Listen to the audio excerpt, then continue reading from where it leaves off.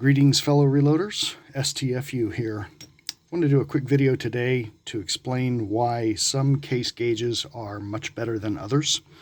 I'm going to start off with telling you that I've been reloading 300 Blackout again this week, and I discovered an issue where a lot of my rounds would not plunk properly or fit the case gauges properly.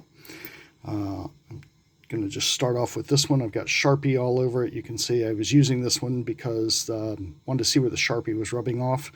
But if I drop this into my case gauge, this is the Lyman MSR, the Modern Sporting Rifle case gauge. And if I drop this in here, if I can get it in, yep, you can see that it does not fit well in this case gauge. It's sticking up quite a bit. So this case gauge, though, unfortunately did not tell me enough information of why it wouldn't fit. So I switched to my Sheridan case gauge. And again, in the Sheridan case gauge, it does not fit properly.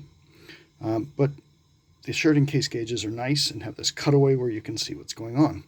So I started playing around with this and turning it in here, and I noticed that sometimes it would fit further in than others, sometimes it wouldn't fit at all. So I'm going to switch to a cartridge that I have marked with red and green, and I'm going to show you what's going on and why these don't fit. Red area for a reason and green area for a reason. So I'm going to start by showing you the red area, and again, this does not fit in the Lyman gauge well. Just want to be clear on that. In the Sheridan gauge, though, if we start with some of the red, you can see the red in the window there. You can see how far that sticks out. And if I continue to kind of rotate this and move around, and then all of a sudden when I get to the green section, it goes in much further. So what I noticed was that the round, and you can watch the tip of the bullet itself down here, you can see it moving around variably in the gauge. Even though the cartridge is spinning, this tip is moving back and forth in there, which means it's not concentric, right? So I started puzzling over, maybe I'm doing seating too deep, maybe I'm crimping it too hard, a number of things, and I went back to the basics. So what I have here are two pieces of brass. These two pieces of brass have been through my dies, or one of these has been through the dies, the other has not. I should clarify. And when I upgraded my press, I upgraded my dies also, and I bought the Lyman Pro Series dies, the 4 die sets, which are quite expensive compared to other dies on the market. And so I'm going to start off with this green piece here. This is my toothpick test, I'll call it. Just stuck a toothpick in the flash hole of each piece of brass. This is a brand new factory fresh Starline piece of brass. It has not been sized at all, nothing. It's fresh out of the box. I'm going to put that into my case gauge. Sheridan case gauge, I should say. And if you look along the edge, you can see it's a perfect form fit along the case gauge, the way it should be.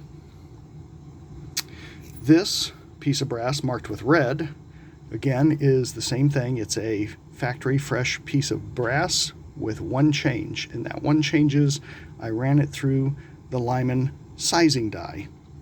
So if I put this one into the case gauge, immediately you can see there's a gap on the neck, and it becomes more apparent when I spin this. You can see that gap change and close and open and close. That is because the sizing die was not concentric and has pushed the neck of the case off to one side. And that is the source of the problem, that it created all these issues with my cartridges that were completed and wouldn't case gauge properly. So you can see that clearly. If I go back to the factory fresh that has not been through the sizing die, the neck doesn't do that when I move it around. It's very clean all the way around. The case, the gauge is very specific on this. If I go back to the MSR die, or case gauge, I should say, it fits perfectly, like it should. We expect that. But guess what? So does the one that has been sized and was pushed, had the neck pushed off to the side.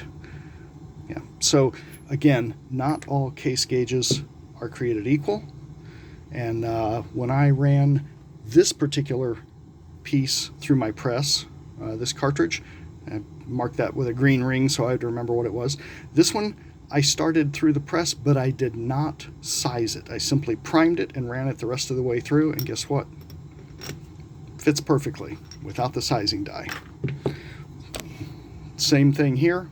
If I put it into my Sheridan gauge, again, fits perfectly, and it's very concentric all the way around. So I'm not telling you not to size your brass.